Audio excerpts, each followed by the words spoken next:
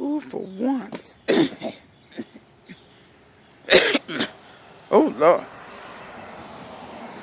For once, I got out here reasonably on time.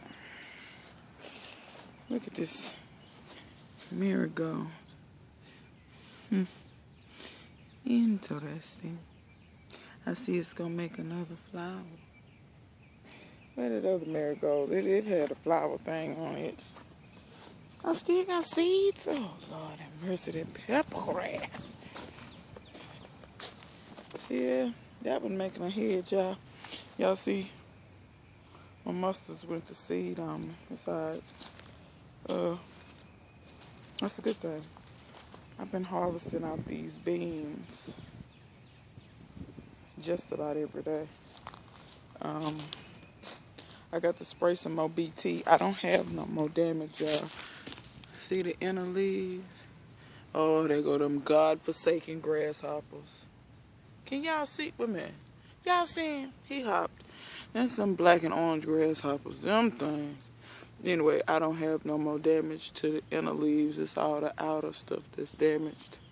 My cabbage is actually kind of starting to head up. So I got to stay on top of that BT. I can't let them worms get back in there. I need to fill my beer traps up. But that ain't what I came out here to show y'all. Y'all saw the title of the video. But wait a minute, before I get to that, I'm surprised this celery ain't bolted on me. Y'all see I got my onions laying out there drying, my onion and my garlic. I believe they about ready. Y'all look at this. Look at this.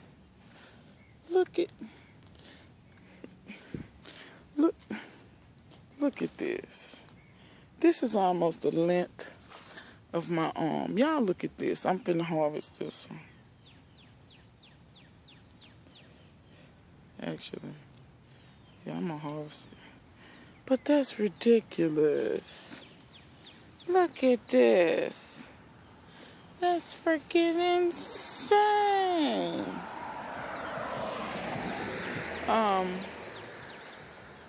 I've been picking beans off the Kentucky one. Y'all see them up there. So I've been picking beans every day. Look, y'all. Looky here. And then that one got a little damaged. Something got to it. Huh. Well, there's a flower there for you guys.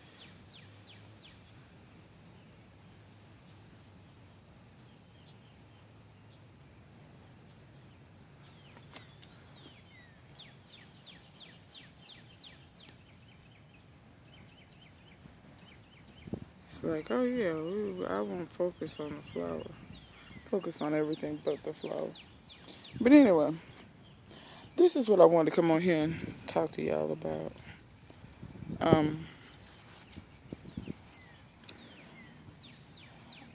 I so often see people just giving like general advice, gardening advice, and that's cool. I realize that, you know, those people are trying to help. And I'm not necessarily saying what they're telling people to do is wrong, because it's not. But I do want to mention this.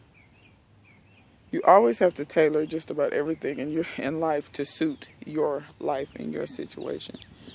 Therefore, what am I saying? General advice is, it is what it is. It's general. You get what I mean? It's not an absolute for how you should do something or what have you. As I try to untangle this. There we go. So it's not an absolute as to how to do something. For instance, I heard somebody say that their tomatoes stopped setting fruit. And they live in my zone. And actually they say they stopped blooming. Not the case. They will continue to bloom. They will not set fruit. Meaning they will continue to get flowers, but those flowers will not set fruit. Yeah, tomatoes do that when it's hot. Except for the variety that I've spoken of before. Which is why I leave my tomatoes in. But I'm going to give y'all a tip. If you live in a hot climate, It depends. See, this person, they grew tomatoes all winter. So they pulled their tomatoes because they had plenty, because they had been growing them all winter. Everybody don't have that luxury. So see, other people may follow that advice and be like, oh, I'm going to pull my tomatoes too, but they didn't grow all winter. They only growing in the spring. My advice is, because see, I don't have a greenhouse, so I didn't grow tomatoes in the winter. This is my advice. Don't pull your tomatoes. If you did not grow in the winter, or you still want more tomatoes, or whatever the case may be, leave your tomatoes. When it cools off, they'll go back to setting fruit, because they will continue to grow and continue to bloom. Just continue to keep them watered, continue to do it. They will go back to blooming when it cools off some. Got time for Felix. So that's one thing. But as the title of this video talks about, it's the sucker or not the sucker. Look at it, there's a sucker right there. There's another sucker. He's not the tomato variety. Anyway, so people are like, sucker your plants, sucker your plants. The suckers, they take all the energy from your plants. And they do require energy. But let me go into depth on that. Because me personally, after a certain point, I do not sucker my plants anymore. There's another sucker. So what do I mean by that? If you look down low on my plants, you won't see any suckers. I took a sucker off there. I took one off over here. And why do I do that? See, just like on these are the first two suckers I have. I suckered this plant until it got to just about the top of the cage. Then when it got to the top of the cage, I quit suckering. Why do I do that? I'm going to stand back. Y'all notice this. That's 1, 2, 3, 4 tomato plants right here. That's all I got. A lot of the people that sucker their plants, they have 20 or 30 tomato plants growing, or more sometimes. For those people, it makes sense to sucker. Why? Because you got a lot of plants, and if you don't sucker, they are going to become a huge jungle, and your tomatoes won't get ripe fast enough, because you got a whole lot of extra growth on there. You know, the suckers put out blooms. Try to show y'all. It's plenty. Let me try to find a sucker in here that's got some blooms on it.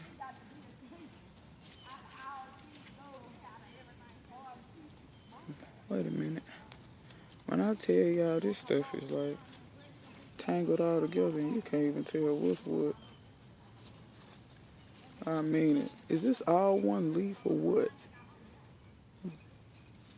I don't think it is. No, it's not. But it's grown in such a fashion that it has interlocked itself together. Okay, there we go. I don't know. That was bothering me. I didn't really need to undo those, but that was bothering me. Anyway, suckers do put out blooms. For instance, this branch right here is a sucker, and you can see all the blooms on it. This is a whole plant, another plant by itself. However, do I care? No, because I want more tomatoes. I don't have 12 of this variety planted. I only have one. So if you're like me and you don't have acres and acres and acres and all of, 15 of the same variety planted, it might behoove you to not sucker. Because let me show you. Can y'all see this tress here? That's 2, 4, 6, 7, 8, 9, 10, 11, 12, 13, 14, 15, 16, 17, 18, 19, 20. That's 20, 21, 22, 23, 24, 25, 26, 27, 28, 29, 30, 31. That's 31 all on that one branch. Now this is black cherry. That's probably another 15. This is probably another 1, 2, 3, 4, 5, 6, 7, 8, 8. Now, yeah, every single one of those won't set, but I've noticed on this black cherry, the vast majority of the fruit sets. Like, you see this truss in here? 2, 4, 6, 8, 10, 11, 12, 13, 14. And it probably all of them gonna set. If I go down lower in the plant, right here, 2, 3, because I don't know what happened to that one. That one is set. 4, 5, 6, 7, 8, 9, 10. So there's 10 on that truss. Now, if I would have suckered this plant, all 30 of them wouldn't be there. If I would have suckered this plant, because all these are suckers up here. Here go a whole bunch more blooms right here. Here go a whole bunch more blooms right here. So you won't have a whole lot of tomatoes on one plant. That's why I said, if you're not growing a whole lot of tomato plants, let's say you're growing 5, 6, 7 tomato plants, I wouldn't suggest you sucker. I would suggest you sucker till they get to a good height. Why? Because you don't want the suckers taken away from them growing, you know, to a nice height. When they get to a nice height, I let them sucker and I don't stop. I let them just go. Because you'll notice it's 2 suckers coming in right there. Camera's not really focusing on that. But it's 2 suckers right in there. Like this plant actually suckers more than I've ever seen any other tomato. And it's the same thing. I'm gonna go back around here to my same thing with my Amish, look at them leaf cutter things. They not hurting the tomatoes, they just on there, but I don't like them. Anyway, but if you look at this, look at all them tomatoes. All them tomatoes. All them tomatoes. Still setting fruit up here. All these is tomatoes. Y'all see these long trusses? Tomatoes. All this is all that sucker up there. If I had a suckered this plant, I probably would have got that cluster and this cluster, and I wouldn't have gotten no more. This right here is a sucker. This is a sucker. That's the sucker. And I also want to notice, y'all, today is June the 16th, I think. Let's say 5th, 17th. And my tomatoes are still setting fruit. You see what I'm saying? They still setting. So, you know, I'm gonna go around here to the front. So y'all can see these. I got 3 tomatoes in here. I planted some more tomatoes because there's one right there that's still a little bitty baby. This one is an okay size. I planted a while ago, but it hasn't started blooming for me yet. I planted my best tomatoes first. This one, let me see. This is the current tomato or the Everglades tomato. This one will continue to bloom whether it's hot or not. So that doesn't matter. But this one just started blooming for me. It just started putting on blossoms. The one in the back hasn't yet. I put tomatoes in there too. It's about 2 or 3 of them in there. And they starting to look a little better. There's one. And I got one on the back. No, one back here. It's kind of getting shaded a little, but it's okay. But yeah, so to sucker or not to sucker. Oh, and the current tomatoes, I never sucker. Never sucker. I never sucker those. They don't make that big of a plant, and the tomatoes are so small it doesn't really matter in my opinion. But the other tomatoes that are meant to get a little bigger, like I said, I sucker them until they're about 2-3 feet tall, and then I quit suckering them because I'm not going to grow 40-50 tomatoes. I don't have the space for it. So this is kind of a lesson on how to tailor things to your situation. Always think about what you want to accomplish in the garden and what your goals are.